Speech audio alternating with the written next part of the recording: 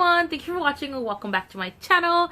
Today I am back with a little story time slash pretty much a therapy session that pretty much turned out my video to be. But it is about shading and hate and envy and pretty much females in your circle that turn against you for no apparent reason.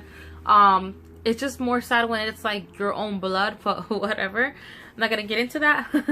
But yeah, you guys, I really hope you guys enjoyed this little story time slash therapy session for me. Honestly, you guys, talking about this has really like released like a weight off my chest. I don't know, I barely realized this now. But yeah, you guys,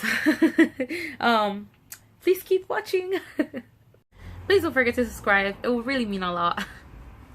I just feel like as females, like we have to deal with this like a lot, and it's like so unnecessary because we're naturally born with like that competitive feeling. You know, feeling envy is not bad. It's not, it doesn't make you an evil person. It doesn't make you a bad person. It's acting upon it that makes the difference. Let's say that you have a friend and you see that, you know, great things are happening for her. You know, it's good to feel like, man, like, you know, like I wonder what it would be, or I could imagine myself doing that too, or stuff like that. You know, it's only normal to do that. It's feeling a negative vibe towards them where the problem is, like wishing something bad upon them, or something that to come and ruin it for them. That's where the problem is. That's where you should really question yourself. Like, check yourself. You know, like what, you know, check yourself. That does make you a bad person. Wishing harm upon others just because things are going great for them, that does make you a bad person. Like regardless of how you want to defend yourself and how you want to, like, no, I'm not a bad person. It's just that I don't understand why I do this and this and this, and nothing like that happens for me, but her, blah blah. Like, that does make you a bad person.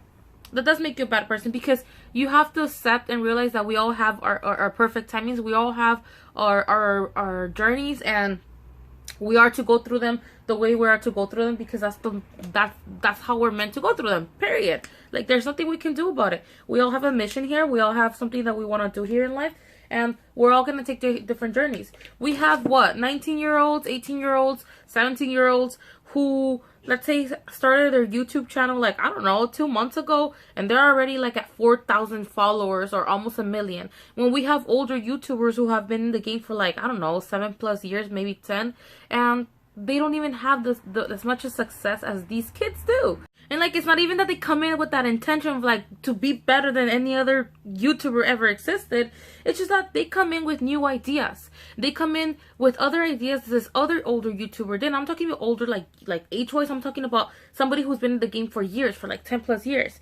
Now we have these younger YouTubers who are like 17, 18 years old, and they're coming in with trends. And then so we have a new generation that identifies themselves with them and is interested in the content that they're creating, and not the one that the other YouTuber is creating, because that's just the way it works, you know. And I guess what I'm trying to say with this example is, I think it's ridiculous and irrational to pretty much hate on somebody or envy somebody for something that they can't control, for something that they're not doing on purpose, and for something that it's an outcome of just doing them and being themselves, you know. I feel like that's like the saddest part, when you're pretty much like, not your, but like when people pretty much shade others or are envious of others for things that this other person can't control, which is just being themselves, and was just things that are just meant for them, you know. It just, I don't know.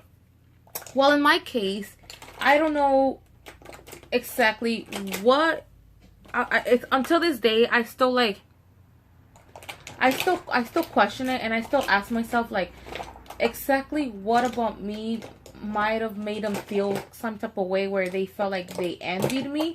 But I just know that every time I talk to a grown-up, that was the first word that came up. Every time I talk to somebody about any situation, like any friend dissing me now, or any friend turning against me, or now being one of my new bullies or whatever, the word envy would always come up.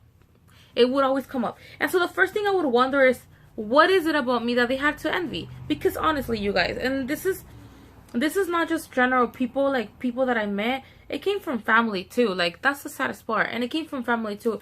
And my thing was, what was there to envy about me? Like, you know, honestly, I was a nobody. I came from like the lowest points of life where you can think of. I come from Mexico, you guys. I come from TJ. So I came from like the lowest you can think of, from the lowest poverty you can think of. Which honestly, honest to God, I never felt poor. I never felt poor. The reason why, and I'm gonna share this with you guys. I'm not embarrassed. The reason why me and my mom were brought here to the U.S. is because things got so bad in Mexico. We were picking up food from swamp meets now. Now over there in Mexico, here in the US they call them swamp meets. Over there in Mexico, we just call them, it's just like mercados. They just call them like little stands, and it's totally normal. You actually, and instead of going to the market, you pretty much go there and buy everything, your produce, your fish, whatever it is that you want to buy, you pretty much go there. So my mom, my brother, and me were starting to like go over there around the closing time. Like I think they would start taking their like little stands down around 6 or 7 o'clock in the afternoon. And so we would go and we would pick up whatever is it that they left. Sometimes they would leave like boxes of like tomatoes that were like just not rotten or anything, but they were just not in a sellable condition anymore. So they would just leave them there so people take them. And so we would go there. We'll pick up potatoes, tomatoes, mangoes, like you name it. We would go there and we'll pick food up. And so I guess I didn't see it at that time. I was only 9 years old. I didn't see it at the time. Now that I'm an adult, I get it. I get the situation we were in, because I can't imagine me being in that situation, having to feed my 7-year-old. Like honestly, now I understand my mom, you know, like I can see the struggle and what she might have felt, you know, even though she was a really hard worker. Well, we couldn't make she couldn't make ends meet. She was, you know, a single mother with me and my brother. My brother didn't want to go to school. He didn't want to work for crap. So like there was no help. So I come from here. Like I come from that place, that lowest place in life. And again, I never felt unhappy and I never felt poor. Because despite all that, I had all the love in the world from my mama. And in the property that we were in, we owned that property. We still have that property in Mexico. And we just, there were just better opportunities for us here. I had my cousins. Like I grew up with my cousins there. Everything was just fun for me. Like I just remember like I couldn't wait to go home and just play with my Barbies that my dad one time brought home as he visited us from, I don't know, the swap meet or something. Like it was those little things that made me happy. And I think that was the problem, and not for me but for people. So I came from Mexico, and I mean, I have absolutely no friends, obviously. I only had one of my cousins here, but she was like younger than me. She was like 3 or 4 years younger than me. So at the time it was age difference, because she was into other stuff and so was I. But I had no friends. Of course, there was a language barrier because I did not speak the language at all. And so things started getting hard for me here in the US. Like I was happy in Mexico, honestly. I was happy. It's just I guess I didn't realize that we were struggling with food now. Like I didn't realize it because I guess, I don't know, my mama will just always make it happen. So I never got to really see the struggle, honestly. Like I said, until now that I'm a grown up, now I realize like how bad things were over there, you know? So this person that I'm about to talk about, it was pretty much the root of all the bullying and all the dissing and everything that I had to go through primary, middle school, and high school. She was the root of everything. She's where it all started. And ironically, she was my first friend here in the US. She was the first person that I ever called a friend. Like she was just that for me. So one time I was sitting on the front of my sidewalk. I was just feeling alone, out of place. Like I said, there was a language barrier. I didn't speak the language. I couldn't communicate with anyone. And I just felt kind of alone and out of my, I don't know. I just didn't feel in place, because obviously, like, it's a, you know, Mexico and the US is a total different vibe. It's a total different, people are different. Like, it's not the same as over there. I don't know how to say it without offending anyone, but it's just, everything is different, okay? And so I was just feeling alone and down and everything. And honestly, you guys, I had no choice, because I had nobody to stay with in Mexico. You know, like, I had to come with my mom, because my mama's my mama, you know? And as soon as she came to the US, she started working. So, like, sometimes I would, like, you know, she was in the house. So, like, I didn't have pretty much anyone. And I didn't really know my sister, because my sister lived here in the US, and she would come and visit here and there. And I knew her like that, but, like, I never really got to live with her or be with her for a long time. Like, we would just see each other, like, once, twice, 3 times a year because she would go visit. So like I felt it was super awkward, dude. It was like super awkward at that time. She had her 2 kids and a little one, but the other 2 were like way older than me, and they would also cap on me because like I had like a little accent when I would speak and stuff like that, and they would criticize me and they would like make fun of me. Like it's just, I don't know how to explain, you guys. Like I don't want to get into that because like it's just, I don't know, it's very disappointing, especially when it's like your own family, but whatever. So we're gonna name her Jessica. Jessica? Yeah, Jessica sounds like a good name for her. We're gonna name her Jessica, my neighbor, the one that was my first friend in the US. So I was sitting on the sidewalk because I was missing everyone because my cousins were in Mexico, and those, I would play with them every single day. I would go over to their house and stuff like that. I was sitting on the sidewalk just thinking about it and just kind of down. Remember, I was kind of like just sitting and just like, you know, a little down. And my neighbor kept smiling, Jessica. She kept smiling. We were the same age. And she was like this beautiful girl. Like she had beautiful green eyes. She was like heavy set, but she was just gorgeous. She had beautiful hair, beautiful eyes. She had a cute face. She was beautiful. And she kept smiling. She kept smiling. And I smiled back until she crossed the street and she came towards me. And I still remember it because she was actually really special to me. I didn't think that talking about it would actually hit me. I didn't So she came and she asked me for my name, and I told her my name was Carmen, because everyone knows me by Carmen in my family. Nobody calls me Maria, only like people who met me in school, at work. Other than that, my whole family calls me Carmen. So I told her my name was Carmen. And I had like a little bag of Barbies that I think I had brought a few of those from Mexico. I'm not sure if they bought them here for me. I think they bought them here for me. And I had my little bag of Barbies, and she came over and she said, you want to play with me? And I was like, of course, because we were like 9.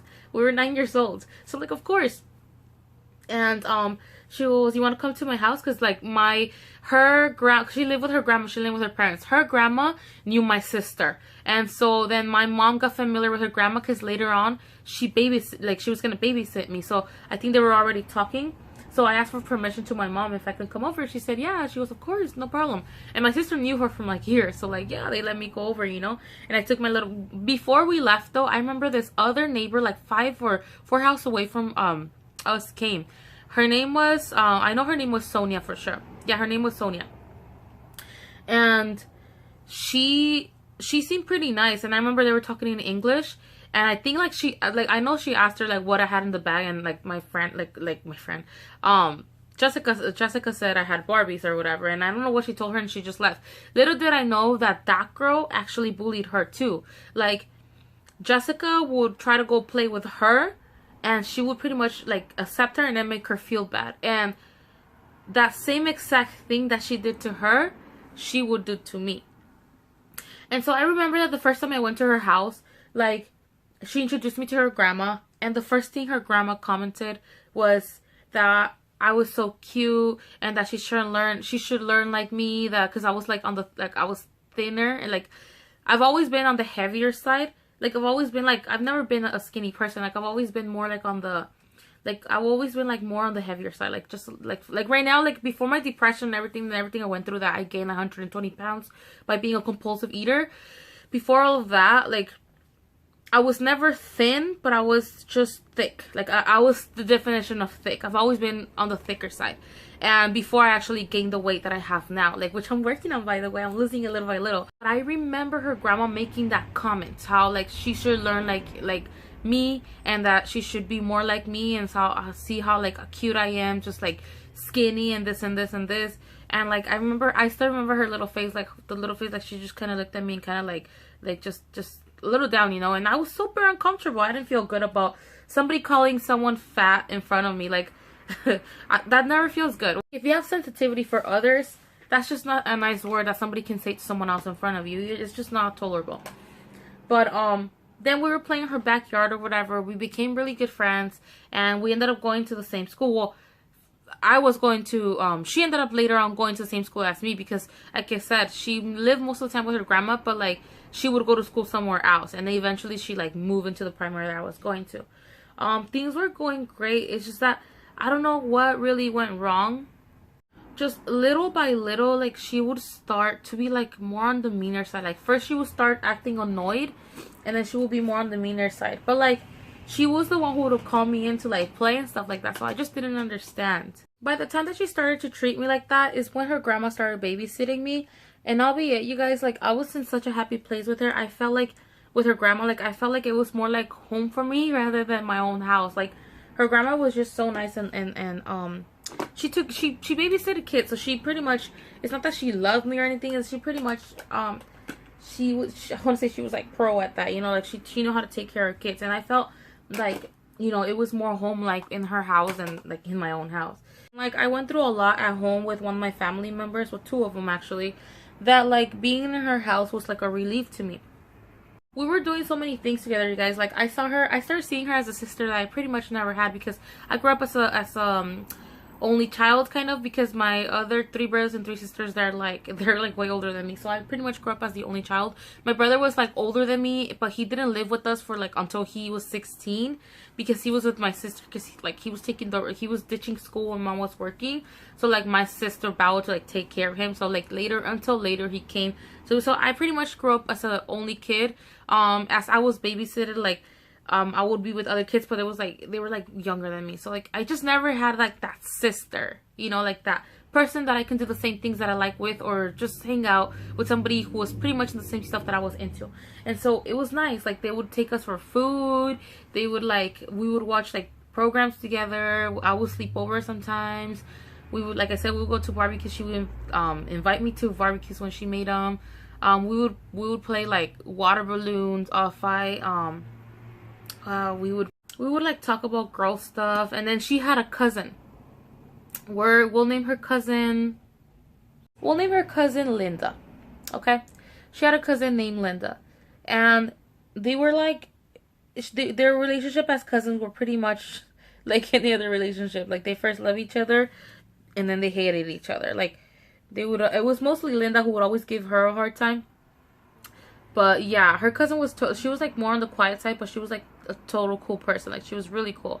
And her mom was like super cool too, and her dad, like, oh, she had the coolest parents ever. Like, Linda had the coolest parents ever. Like, I slept over at their house too before, because one time we also went to the mountains together. Like, we went camping to the mountains together. So they were really cool. Like, I really had like some of the best moments of my childhood here in the US were with them, even though there was like moments where they would like be mean to me and stuff like that. But I feel like all this time she, like, not Linda, but Jessica, I feel like low-key she would like have that envious feeling towards me, and I just didn't catch why. Like, I just couldn't catch why. Well, it finally came to the moment where she started going to the same elementary that I did, and I started to notice that when we were in school, she would pretty much like keep her distance from me. But when we would, because her grandpa would pick both of us up along with Linda, because Linda eventually started to go to that school too. When they would pick us all up, like, she was like nothing. Like, she would act like nothing. Like she didn't try to avoid me the whole day. Like, she would act like nothing, right? And then again, like, she would try to do that. Like, she would try to do that again. Like, it even came down to us having a class together, and it was like I was irrelevant to her. Like, I don't know. And so, like, I've always been like, I was always like a quiet child. Like, I was always more on the quiet side. That was one of my biggest problems. That no matter what they did to me, I stood quiet. Like, I wasn't the type to question you. And something I admire about my 7-year-old is that he'll question you. He'll question you. If there's something he doesn't like that you're doing, he'll question you. And I never did. I would always let myself, and I would always like let people do whatever they wanted to me. And I didn't say anything, you know? And so I remember the specific time where we were in her room, because we would watch like the Disney Channel, like, what was that, Hilary Duff? I forgot the name of the show, but it was a Hilary Duff with like that little animation one, and it was her. She was like, and then we would watch like Nickelodeon and all that stuff. And I remember, like, I'm never gonna forget this, but I remember we were in her room, and out of nowhere, she just like randomly told me, she goes, "Hey, Carmen," she goes, you know, when we're in school, like, you and I are cool and everything, but like when we're in school, try not to talk to me, because like I hang out more with the popular kids, and the popular kids don't really like you. So just like don't talk to me in school. And yeah. And I don't know why you guys, like, I don't know how to explain it, but I don't know why I started to do the same thing that she was doing with her other neighbor who would mistreat her and still try to be her friend. Like, I don't know. I think it was just like my very low self-love and insecurities that just didn't make me realize that I was like, I didn't have to take that. Like, I didn't have to let myself be mistreated like that. I could have just stopped talking to her when her grandma babysitted me in her house and in school. Like, I just didn't have to have any kind of friendship with her. But I didn't have that confidence and self-love, and I was just such an insecure child. Like, I just went through so much as a child that I was just such an insecure child who didn't feel protected. So, like, I don't know. I just didn't give myself to be valued as a friend. I don't know, especially because she caught me off guard, because I think what she said really hurt me, because like I said, like, I would see her as my sister. Like, I would literally see her as my sister, and I felt that love for her. And her telling me that, like, she broke my heart into like a million pieces, you know. It's like just her saying that to me. And I just didn't understand why, you know, like, exactly, like, you see these other kids are making fun of me, so why wouldn't you defend me? Like, why wouldn't you, you know, smooth things off for me? Like, you know, like, you're my friend, right? Like, you're my friend. You claim to care for me, so why wouldn't you not stand up for me, but, like, stay on my side, you know? Like, stay with me when you know that they're mistreating me, or they're bullying me, or they're telling me all these ugly names, or just being mean to me. Because I was that new little Mexican kid who had that thick ass accent, who hardly knew how to speak English, so people will make fun of me, you know. And I have a feeling that she would tell him a whole bunch of stuff too, because it got worse once she started like going to the same school with me. Like, the bullying and the picking got worse once she was there. She was just literally the perfect definition of bipolar, though, because then, like, there was times where I had to sleep over whether I wanted or not in her house, because sometimes, like, my sister didn't come home in time. Like, even though we live right across each other, like, the street, my sister and her husband will go to events and they wouldn't come home, so, like, I couldn't go to the house and sleep. So, like, sometimes I would have to sleep over, and I would sleep over, and we would, like, she would tell me, like, her boy problems and stuff like that, like, and then at school, like, she would treat me like that. Like, I just don't understand, right? Like, how can somebody be like that? But anyways, you know, we get to middle school, she's doing the same thing, but in middle school it got worse. Like, I don't know what she told the girls, and so many girls started disliking me. There was a time where she accused me of stealing, and I did take something from her, but I took some erasers. Okay, I took some erasers, those erasers that used to smell like fruit, like the apple erasers and all that stuff. I took them because I had let her borrow my it was those controller games that you just connected to the TV, and it had like 60 games in there already. One of them was like Super Mario and all that. I had let her borrow it, and I don't know if she purposely busted it up or I don't know what, but she gave it back to me like all busted, and I was really upset. And so I took her erasers, and so she started telling everyone that I stole from her and stuff like that. So she just made middle school so unnecessarily painful for me, because like I was just being bullied hardcore there, and it just all started because of her. Eventually we go into high school, and I believe like for the first 1 or 2 years in high school I didn't have to see her, because I think she went somewhere else. She was having problems with her sisters and her mom or something like that. But I remember like my junior year, she was like back, and she was still with the same hate. Like, she didn't change. She didn't feel any kind of different way towards me. Like, she still disliked me. But, like, I just didn't know why, though. Like, I don't know why. Like, I didn't do anything to her, you know? But I feel like it was just always that. And I just realized that no matter what, she was just gonna dislike me always. I never knew why, really. Like, 100%. I only have an idea. But, like, I will admit she was more with the popular kids. But the reason why she was cool with the popular kids was because ever since we were in primary and middle school, like, people will here and there make fun of her too. The only difference is that she would take it and laugh it off. And I just wouldn't mess with anyone that, like, ever made a bad comments about me. Like, anybody who made fun of my physical or anything like that, like, I wasn't interested in messing with them. I wasn't interested in being their friends. Like, and the difference between me and her is that she would take it. And that's how she always took her neighbor mistreating her. Like, she would take it. And I just did ignore them. I would ignore them, and I didn't want to talk to them. I didn't laugh about it. I didn't think it was funny. And she just I guess she wanted to demonstrate that it didn't hurt her. But I had also heard that she would come home crying because she was like bullied and made fun of. And so it's like, okay, if you know how it feels, why would you do it to someone else, especially somebody who has like, who's struggling to freaking communicate with these people? Because like, you know, there's a huge language barrier. I didn't know how to defend myself. Like, I didn't speak the language. So like, you know, but like eventually, like after high school, I really didn't know anything about her. After high school, I know like later on I found out that like she got married, she had a kid, she was still living with her grandma along with her husband. And I heard about something about her husband getting deported. I don't know what happened. I'm not the type who gets into people's lives or really goes out her way to find out what happened. But I know that her husband got deported. I really don't know what's up now. But not too long ago, I want to say about a year ago, like about a year and a half, almost 2 years ago, she did add me on Facebook, and I accepted her request because I just always been that person who never has harm feelings for anyone. Like, I genuinely wish the best upon anyone, even the people who ever bullied me, you know, because like I know it's a fact that a lot of them are very unhappy right now, and some crap has happened to them. I feel like she went through my profile and she saw I was doing great and I was really happy. And I don't know if that bothered her or anything, but then she removed me. Now, again, every time I would talk to an adult about situations like these, because she wasn't the only one that ever turned against me like that. Every time I would talk to other adults about it, the word envy would always come up, okay? I just didn't think, or I couldn't believe, why would somebody be envious of me coming from where I came from, having nothing, and them having like their mom and dad. I didn't have my dad. Like them having their mom and dad, brothers and sisters, a big family, people who, I don't know, you guys, I just didn't get it. Having their own home, I just didn't get it.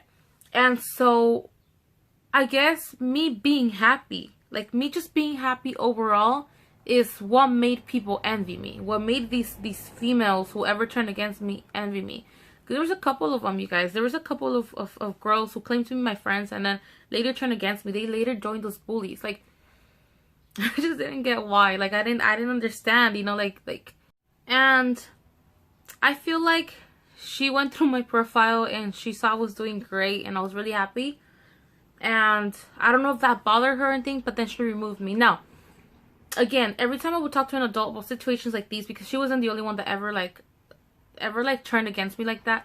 Every time I would talk to other adults about it, the word envy would always come up, okay? I just didn't think, or I couldn't believe, why would somebody be envious of me coming from where I came from, having nothing, and them having like their mom and dad. I didn't have my dad. Like them having their mom and dad, brothers and sisters, a big family, people who, I don't know, you guys, I just didn't get it. Having their own home, I just didn't get it. And so I guess me being happy, like me just being happy overall, is what made people envy me. What made these females who ever turned against me envy me. There was a couple of them, you guys. There was a couple of girls who claimed to be my friends and then later turned against me. They later joined those bullies. Like, I just didn't get why. Like, I didn't understand, you know, like you were my friend. Like, you knew the pain I was going through emotionally, and you knew the crap I had to go through with these people.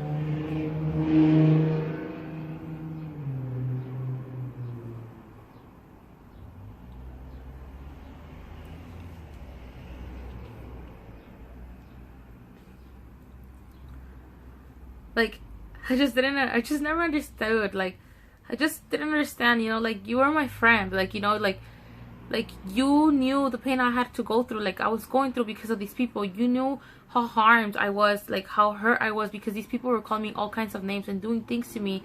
Yet you decide to join them, knowing how much pain that would cause me. More being somebody who was like really close to me at one point. I don't know, you guys. It was just something that I haven't, I don't know, not that I haven't been able to forget, but it's just something that like I wish I didn't have to, like, the fact that other like people bullied me, like whatever, but like somebody close to me who knew my struggles and who knew like the stuff I had to go through, and especially all the problems I was going at home because I was like mistreated and stuff like that, like, and they still had the heart to do that. I just didn't understand, girl. It's like, it's like I'm talking to you guys like, you know, I just didn't understand, girl. I just didn't understand like how you see someone on the ground and you see other people kicking them and then you join them to kick them even though you're seeing like all the crap that's happening to them already. Like, I don't know, you guys, but later, like, eventually, like I said, every time I would talk to an adult, like, the word envy will come up, right? And I didn't get why until one day, and this is gonna be for another story time, but one day I got my cards read, okay? And this is kind of creepy. It's kind of a creepy story, but anyways, when I asked her, because envy came up, okay? When I asked her what in the heck of it was it that they envied, she said, because overall, and no matter what has happened to you, you always are happy. Like, you always manage to stay happy, and you always just, like, you're thankful for what you have. You're just happy, like, and it's just something that you just automatically do. And you're not an ambitious person. All you want is just the basic. Like, you just want a home, you know, you just want a family, like, that's it. And here we have people who are very materialistic and who are, like, you know, they want, like, luxuries and all this stuff, you know, and it's like, you're just not like that. And that bothers certain people, and that just makes people hate you. Like, they can't stand you. Like, they can't stand how happy you manage to be no matter what. Like, they just can't stand that from you. It's a quality that they don't have, and they just can't stand you for it. Like, they can't stand how, like you said, overall, even though you go through all this crap and you should be miserable, you're not. And they can't stand that, because no matter how much they have, they're still unhappy. They still manage to be unhappy. And that's when it hit me. You know, that's like when it really hit me.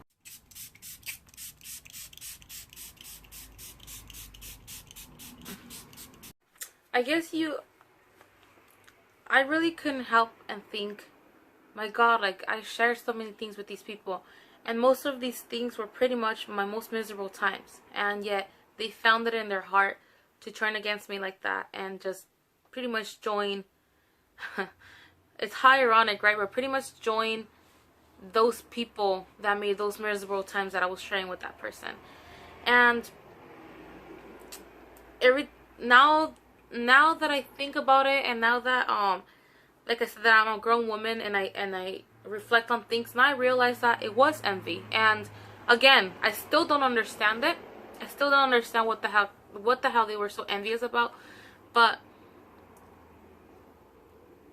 most of these people, like a lot of these people who turn against, because some of these people were once cool with me, they once liked me, they once considered themselves my friends, and then they just started disliking me, and they just started hating on me. And when some of these people were asked why they just didn't like me, like, what was it? What did I do? Their response was, I just don't like her.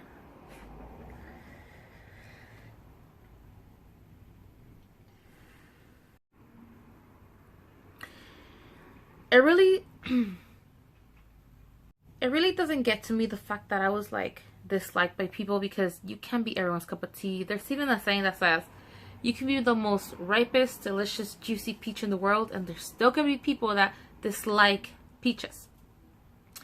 It's just the fact that these people were close to me at one point. Like, I shared so much with them, and they knew where I came from, and they knew my struggles, yet they turn against me without me doing anything. And I'm not saying like, oh, I'm so innocent, I would never, you know, but I was a quiet kid, you guys. Like, I didn't even talk back, okay? They couldn't even say that I said something offensive back to them, because I didn't even do that. Like, I didn't even have the courage and the guts to talk back, because I was just so submissive. Like, I was just that child, you know. Like,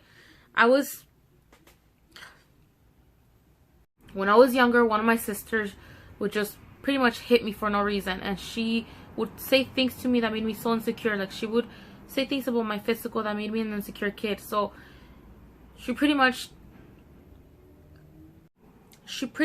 contributed to those insecurities that I had as a child. Nonetheless, something I didn't know that I know now is actually growing up without a father automatically makes you an insecure child, and that's just psychologically proven. Like, it's not something that, as much as your mom does, like, that's always going to be in the back of your mind. Like, what is it that you might have done wrong, or what was it that made your father not want you in their life or something like that. I can't explain that. I'm not gonna get into it, but it's just automatic. Like, it's just automatically an insecure kid when you don't have a father. Like, it's just something I didn't think about it until now when I was like reading about it. It's just like the lack of protection that pretty much like makes you insecure in one way, and like then you have somebody at your own house mistreating you and hitting you for no reason, and I just didn't have the courage to talk back at that time when I was a kid. And this is why I make sure that like my 7-year-old has absolutely no problem in saying whatever he needs to say and how he feels. Like, he has no problem telling you that there's something that he doesn't like or you're doing something wrong. Like, he tells me all the time, and I let him do it because I want him to be comfortable with it. I want him to be very comfortable with saying what he needs to say without being afraid that somebody's gonna like take actions against him because he's speaking his mind, or he's talking back, or giving an opinion, honestly. And I don't know, you guys, but what I can tell you that now is that thanks to all of those people that ever stump on me and ever turn against me and ever bullied me, like, I am the strong person that I am now.